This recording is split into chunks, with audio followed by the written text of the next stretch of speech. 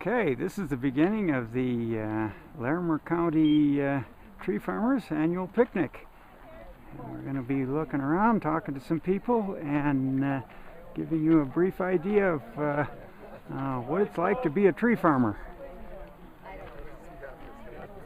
Wes is here so we can start. Okay. With something in his hand. And he's recording me. Thanks, Wes. Say something profound. What a beautiful day. Jeez. I want to welcome everybody to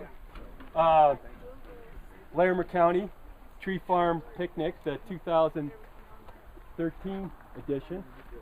And I want to thank Scott for helping me out, and this being our first stop. Even though Scott says Boulder County here, we are in Larimer County. Barely. But if you, as I've said to folks before, if you took a 6-iron shot, you'd hit Boulder County, just over beyond those trees. The south boundary of this property is Boulder County. But We won't have to go in there, will we? no. We don't fight. It's getting better, John. It's getting better. Hazard pay if we go over there? It's getting better. But let's go ahead and introduce ourselves, and then I'm going to give you a little bit of an idea of where we're going to be stopping today and how it's going to go and that sort of thing. So most of you know, but my name's Mike Hughes. I'm with the Colorado State Forest Service on the Fort Collins District. Go ahead, Scott. Scott Golden. I'm a resource specialist here at State Boulder Forest County. Service Forestry Fair. It's September 14th. This is going to be a really good one, and we're going to host it at our Ridge Road Sort Yard. It's a perfect venue for this. We can park a ton of people. We have a bunch of crappy looking forests to get into. And not only will we have some vendors there with equipment, there'll be a lot of education. We're going to have some fun stuff there. We're also really going to hone in on private landowners being able to get work done on their property. So we're going to have all kinds of ropes, pulleys, kind of taking the theme of log like an ancient Egyptian. It's amazing what you can get done on your property with a rope and a block. So all that demo setup will be there. So that's September 14th. It's a Saturday. It is the opening day of muzzleloading season for those of you that would pull the tag. So there are going to be some hard decisions to make. But that being said, the Wood Miser rep is dropping the first day of muzzleloading season with his dad, so he can come out and show you something. Welcome. This is what we refer to as our Meeker Park Community Forestry Sort Yard. This entire program, Boulder County started along with Larimer County and a couple of other counties. We started in 2007 with some efforts towards trying to get some folks, specifically a certain demographic like we have here in Meeker Park. This is a snowbird community, which a lot of you folks know of. So everybody has a couple acres. They need to do some de-space work. They're not too keen on burning slash piles. We keep on trying to get people to burn slash, but they needed some place to take stuff. So rather than having your typical community slash pile that has been the norm for a decade, years, try to up that a little bit and get some utilization out of what came in here, and also try and process this stuff at the lowest cost. Working on that aspect of it, the wood, because of the Subaru Outback log trucks that come in here, and it all being 2-4 foot wood, we grind it and use it for fuel in our biomass plant. We last year just got our Boulder County jail is biomass fired, biomass and solar. And with the demands, they also have domestic hot water. So unlike where my office is in Longmont, we heat about 100,000 square feet. But where it's just heat, at the jail it's also heat and all of the domestic hot water. And I never really gave it much thought before, just how much hot water a prison or a jail uses. But with all the showers, the dishes, the cleaning, the heating, it's pretty phenomenal for even a jail that's that small. And they have the capability where they will run that year-round. So any of this solid material now, I always want to find a higher value. I'd love to find a way to make it pay. But right now it pays to get it off the hill to our boiler plant for the transportation, not the processing. That's something we still eat. But natural gas prices jack back up again. That'll all change. But for the oddball size material, you really need to go to a grinder. You know, chippers are great at long linear material, i.e. snip a tree, throw the tree through the grinder, or through the chipper. But when you start getting all this oddball firewood sized stuff, there's really no effective way to feed that through a chipper.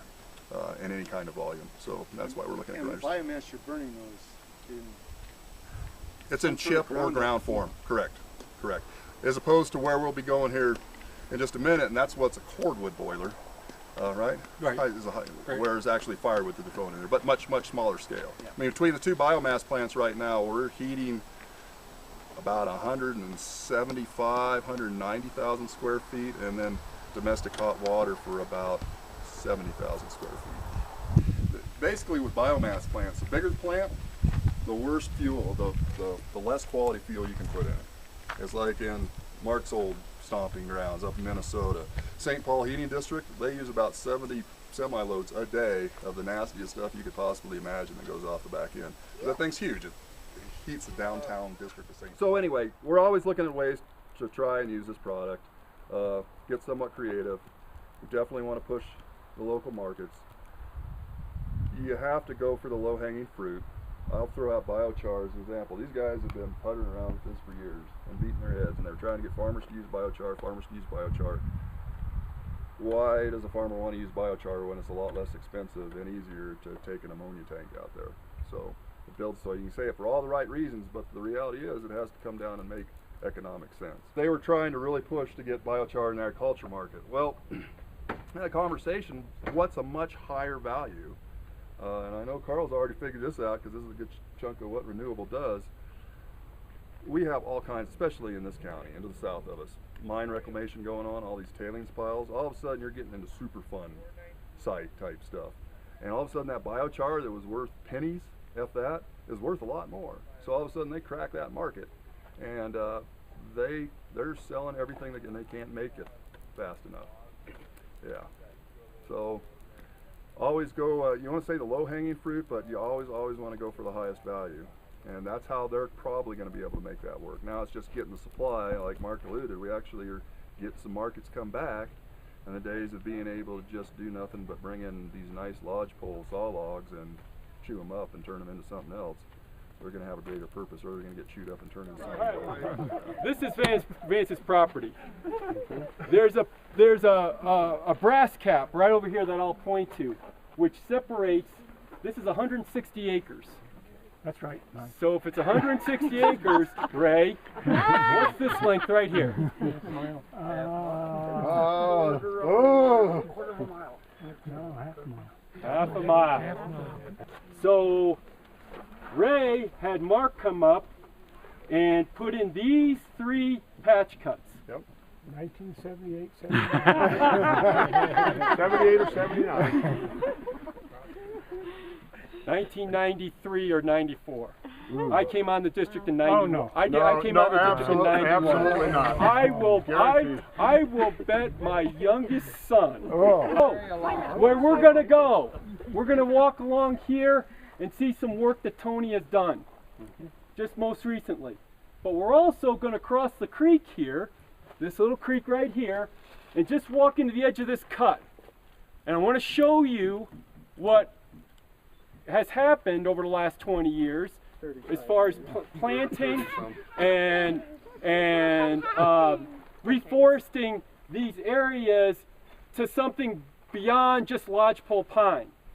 Vance's objective was that he wanted something more than just the lodgepole pine to come back in to these patch cuts that come through here.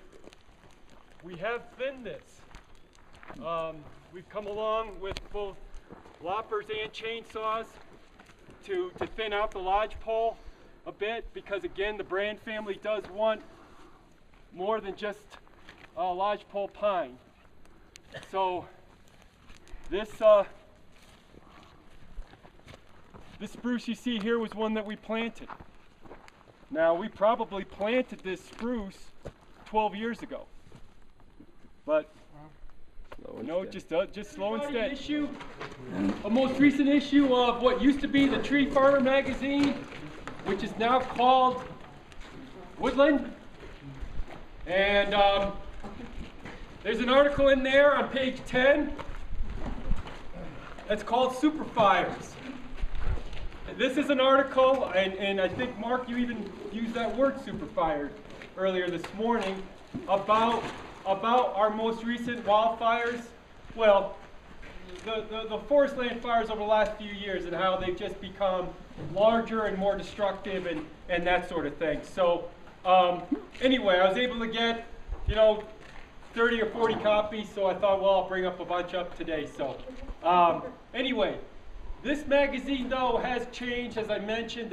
It is no longer called Tree Farmer Magazine, and they're trying to go to a broader audience, where even if you're not a tree farmer, even if you're just a forest landowner, a recreational forest landowner who really doesn't do much in the way of management or such, the articles and such and the features that are in here would still be something for those landowners. So, and then some other stickers. Corey, I just saw you and it just reminded me what I didn't do as part of this article. Wes is there, that's there. All right, I'm going to flip to the next page. All right, there's somebody right there. But then there's Corey's wife's book. Linda Masterson wrote Surviving Wildfires. Great book. But it's also featured in this article too. So anyway, do you have this magazine yet? No, I want to pick that up. Thank you. And I got more. So if Linda wants more, She might. so anyway, so I digress back a little bit there. I'm going to turn it over to these guys, particularly Nick, but just to tell you that they've had to do a lot of work over the last 5, 6, 7 years. Couple of things. Main thing being beetles. They've had a lot of lodgepole that have succumbed to beetles, but also too they've had a wind event or two. Yeah, every year we've averaged probably between 200 and 300 trees removing from whether it's beetles or stuff that's been blown over, so quite a few. A lot of these buildings you see are sided with half log siding, and those have all been from beetle kill that we've taken and had somebody like Jerry Williams back here has a sawmill, and Rob Coleman has a sawmill as well, and they'll cut wood for us out of our beetle kill trees. I would say, Rob and John, that before the microburst came through, you couldn't hardly see that log cabin far back there. We lost probably 50 trees just in this little spot here, and it was all really pretty dense lodgepole forest. And so that spot's been hit pretty hard by microburst. The hill back here again with the three bay garage, that hill was totally wooded, pretty solid, and then just in one afternoon we lost another 100 trees, a couple hundred trees around the whole property, but almost 100 trees just on that hill alone. So, and thankfully we've had staff throughout the winter that we try to cut wood most all winter long. That's our main chore. So we typically keep, what would you say, Rob, 5 people typically 4 or 5 guys running saws and cutting stuff. And it's, as you guys all know, it's a huge amount of sweat, and even when it's freezing, you're still sweating pretty good.